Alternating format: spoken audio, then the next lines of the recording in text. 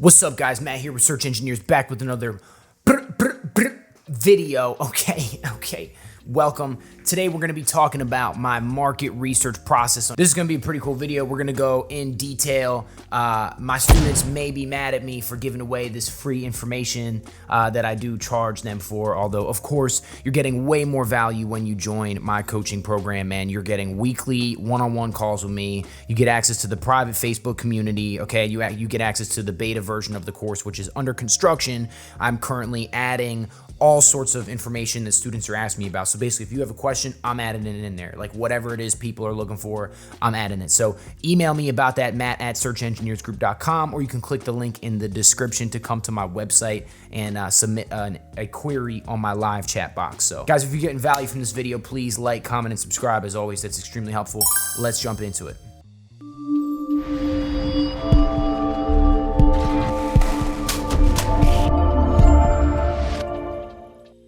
So this is the actual market research template that is included in my course. Okay, so this is what my students are using when we jump on coaching calls, when somebody's getting just freshly started in my coaching program and my course. This is the first thing they're gonna refer to, okay? So I just tell people, because people ask me tons of questions. They ask me things like, Matt, how do you find your products? You know, what's the best industry? What's the best niche to join? You know, what kind of whatever, like what should I be selling? I'm like, your question really shouldn't be so much of what you should sell. Like, you know, it's kind of like stocks. Like, oh, what stock I should buy? You know, and you just get like a hot tip. Like, I'm not really in the business of giving hot tips. I'm trying to give people factual information and a system that they could follow where they know how to do their own due diligence to find products. There's research. There's an extensive process that you can go through, right? It is very formulaic. If you follow the equation the way I'm showing you in this video, you will know how to find $100,000 products, $250,000 products, and more and more and more. Okay, so I always tell people, start by making a list of 50 products. Okay, so you're gonna make a list of 50 products minimum, right? If you make more than that, if you're an overachiever, that's fantastic, right? Easy ways to find 50 products. Actually, it's supposed to be 50 products that are worth $1,000 or more. Okay, so I am in the business of high ticket drop shipping. Okay. All right. So an easy way to do this is go to Wayfair, click on either furniture or outdoor.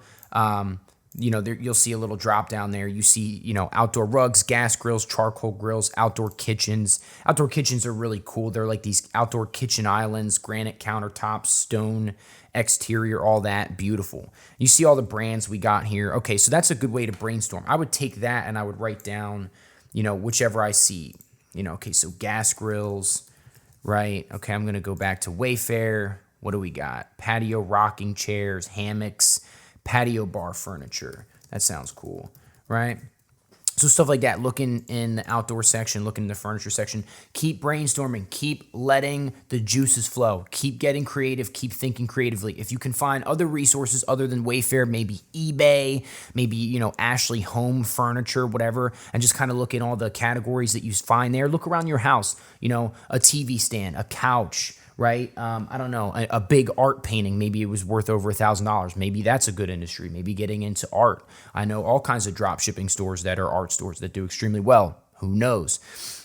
Again, we're not looking for hot tips. We're looking to do our due diligence so we can make real informed decisions on what type of store we should build. Okay, so once I've done that and I have my average price, I know that they're over 1K. I'm going to get both the Google monthly search volume and the Bing monthly search volume, okay? Now, I use a great keyword research tool called Keywords Everywhere. Okay, a link to Keywords Everywhere will be in the description. It's a phenomenal tool. It's a Chrome extension. You download it, super easy, and it's just your life is now better now that you have that. So, Keywords Everywhere. I'm trying to do more due diligence on gas grills because that's maybe a niche that I'll pursue. So I'm going to search for gas grills. I'm going to go over to shopping. Now, this is essentially what the market looks like. So these are all shopping ads. This is the market that I'm going to be competing in, okay? At the top, gas grill, 201,000 monthly searches. This is from the Keywords Everywhere Chrome extension. Without that, Google does not show you that, okay? Keywords Everywhere aggregates data from, I believe, the Google Keyword Planner from Google Ads, and then I think that they have their own tools as well. So 201,000 monthly searches. Okay, so I'm going to make a note of that here. And then I also want to find the cost per click. 67 cents. Okay, so I'm gonna make a note of that here. Then I'm also going to find the Microsoft monthly search volume and cost per click, because we're going to be advertising on Bing as well. If we can get on Google, that would be fantastic, although we're not relying on Google. Again, if you've watched any of my other videos, Google is suspending dropshipping stores like crazy. So we're trying to rely mostly on Bing. Okay, so we're gonna do find new keywords. I'm searching for gas grill. Okay, so at the top you go to tools. On the left, all the way on the top left, keyword planner, click that, go down, type in gas grills, click get suggestions. Okay, now you're gonna see that throughout the United States, all similar searches related to gas grills per month are getting right now around 400,000 to 500,000, maybe even more in the summer months. So that's good. Summer's coming up. Sell some gas grills. Now, you see over here on the side, okay, gas grill gets on average 23,000 monthly searches on Bing. Okay, that's 23K monthly searches. That's awesome. Average cost per click, 71 cents. So I'm going over to my market research list and I'm making a note of that, okay? Okay, now demographic, you kind of want to like get an idea for what the demographic is you want to go for. This is what one of my mentors taught me when I was learning this stuff. They taught me you don't want to sell to people who are too wealthy, and you also don't want to sell to people who are, you know, maybe lower middle class, like low income. And it's not discriminating against whether you have too much money or whether you don't. Absolutely not. The point is that you on average, the customers that you're going to be dealing with, you're going to see much more inquiries. They're going to need a lot more help with their products. They're going to have a lot more questions. They're going to be, you know, less likely to be happy with what they have. You know, a wealthy person, they're like, oh, this doesn't have the diamond encrusted, you know, sofa seat or whatever. And so they're going to return it because there was missing a piece of something, right? And then the lower middle class people, you're going to also see returns from them for different reasons. Maybe something came up and, you know, so I've actually seen this for products that I sell that are, you know, in industries where predominantly a good quality product is maybe in the $5,000 range in that industry.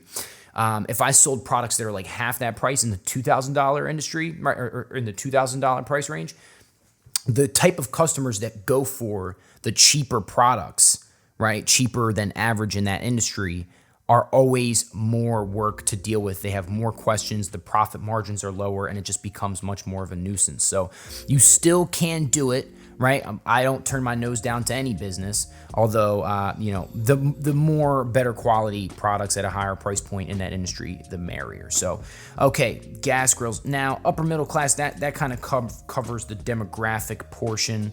For brand loyalty, essentially, we're not selling tablets, phones, TVs, stuff like that. Brand loyalty is essentially like if you look for washer dryers, right? We're going to use this as an example because that's pretty much super brand dominated. Okay, all these you've heard of: Whirlpool, Maytag, Samsung, GE. You've heard of all those. So they're dominated by specific brands in the industry where it's harder to compete. It's harder for other manufacturers to compete. So it's going to be hard for us to compete in too, because these brands that are so high quality are super saturated in the market. Everybody's already selling LG, Maytag, you know, so we don't really want to touch that. We want to go for other industries such as, okay, for example, we're going to do pool tables. That's a popular product to drop ship. All these brands here, you may have heard of some of them: Hathaway, Playcraft, Fat Cat. I mean, for the most part, I've never heard of any of these. So that's how we know that that's not brand dominated. Use your common sense. Use your intuition. If you go there and you've heard of it and it's like Apple, Mac, and freaking Windows, stay away from it, okay? We're not selling computers. We're not selling things that are brand dominated, okay? All right, so we're going to put no once we know for sure that that's not brand dominated. Good. Dropship friendly. For this portion of the market research template, you want to, when you go over to Google Shopping, again, this is the market. This is the visual representation of the market that we're going to be competing in. Okay, all these brands that you see here, we want our product listing ads to appear right here, okay? Now, all these brands, all these sellers, everything like that, okay, we want to visit these websites. So we want to visit these sellers. We're trying to see whether or not they have showrooms. Okay, so if you go to these websites and they're pretty like rudimentary looking stores, kind of looks like, either you or me could make it for cheap, then that's a good sign that is a Shopify store or a store that does not have a showroom, where those are actually going to be our competitors, people that we could compete with, right? So Flame Authority, let's check on Flame Authority. Also, link in the description for the Shopify Koala Inspector Chrome extension that I use, okay? This is a great tool to find out whether a store is going to be a Shopify store or not. If it's a Shopify store, chances are those suppliers are willing to work with people like me and you, because they're already working with people like me and you. See, it's all about implementing systems. It's all about using common sense.